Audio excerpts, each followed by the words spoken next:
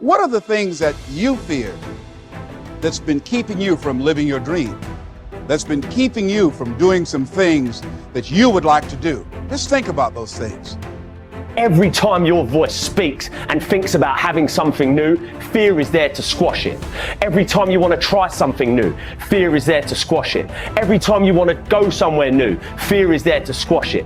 The big problem I see in the world today is that too many people are letting fear always win these inner conflicts. What if you don't do it? What if you don't chase your dreams? What if you don't stand up for yourself? What if you do not step up to the plate and take that challenge?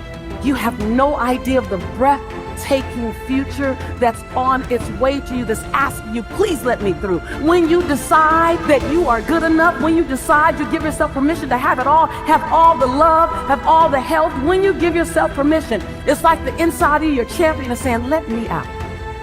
Fear forces evolution. Fear is good. Fear are instincts. Fear is the radar that tells you what you need to do, how to exist, and what's going to keep you alive. Fear can keep you in your comfort zone. It's safe there. You know what to expect, but nothing grows there. Life happens outside the comfort zone. So let's look at how we can begin to take some steps to restructure that fear, to begin to expand our visions of ourselves, to begin to increase our self-esteem. Webster said that self-esteem means confidence and satisfaction in oneself. Look at your life right now. Whatever you've done up to this point in time, your life is working. Whatever you have produced, it came out of you as a result of the kind of person that you have become. You have to be fearless. You have to be completely fearless and have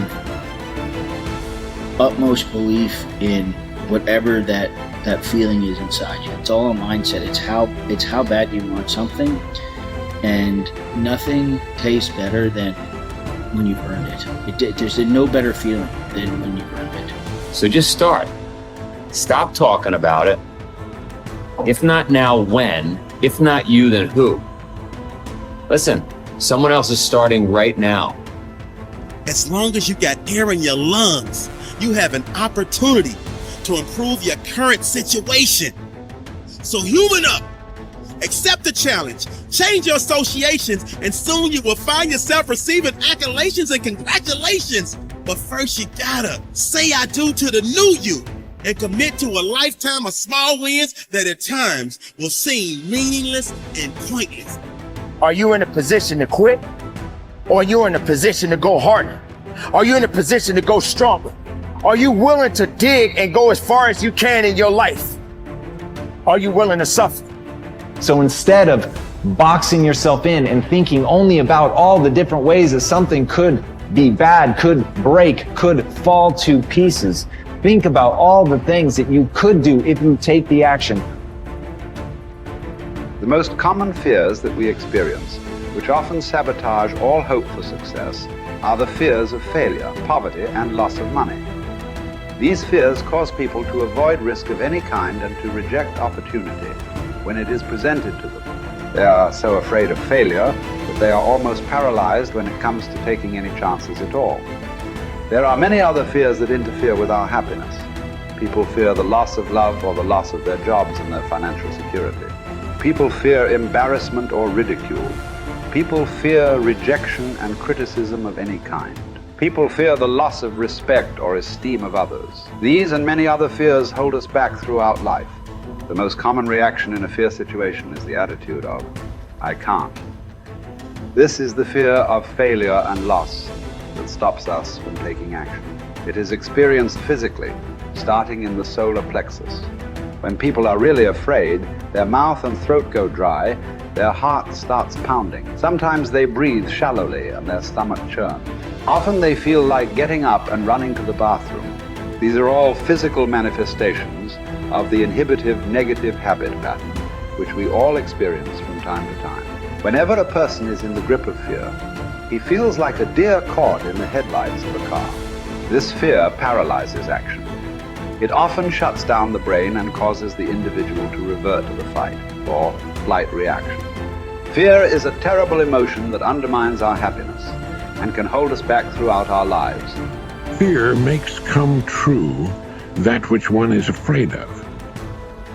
Now, even if it only comes true in the imagination, we must experience the tortures of that which we fear. Tortures often as not worse than those if what we feared actually came to pass physically in our lives. It's why the old line, "A coward dies 1,000 deaths, a brave man dies but once," is really true. Fear makes come true that which one is afraid of. If fear of something is held long enough, it may well bring on that which we fear, but it really doesn't make much difference because experiencing the fear is the same thing. That is, as far as our mind and body are concerned, it's actually happening over and over again, doing its inevitable damage to our physical bodies. Ralph Waldo Emerson said that fear is ignorance. Whenever we're afraid of something, I don't mean the perfectly natural, normal fears that work to keep us alive, but the gnawing, unreasoning, illogical, and neurotic fear of something. It's only because we don't know the real truth about it. If we did, the fear would vanish. That would include a neurotic fear of death, the fear that we are not liked or loved, and so forth. I think the thing to remember here is that when we fear something, it takes its toll on our mind and body just as if that which we fear had in fact come to pass. And we can bring to pass that which we fear. If you want to change attitudes, start with a change in behavior. In other words, begin to act the part as well as you can of the person you would rather be, the person you most want to become. Gradually, the old fearful person will fade away. Dr. Frankl learned that by controlling his attitude, the concentration camp fell away. His mind was free to roam where he wanted it to roam, think about what he wanted it to think about. It was as free as the birds, freer really, for it could fly to the ends of the earth, to the ends of imagination in an instant. And so can yours, and so can mine. You need large amounts of self-discipline to deal courageously with all the fear-inducing events of your life. This is probably why Churchill said, "Courage is rightly considered the foremost of the virtues, for upon it all others depend." The fact is that everyone is afraid, and usually of many things. This is normal and natural. Often, fear is necessary to preserve life, prevent injury, and guard against financial mistake. So, if everyone is afraid, what is the difference between the brave person and the coward?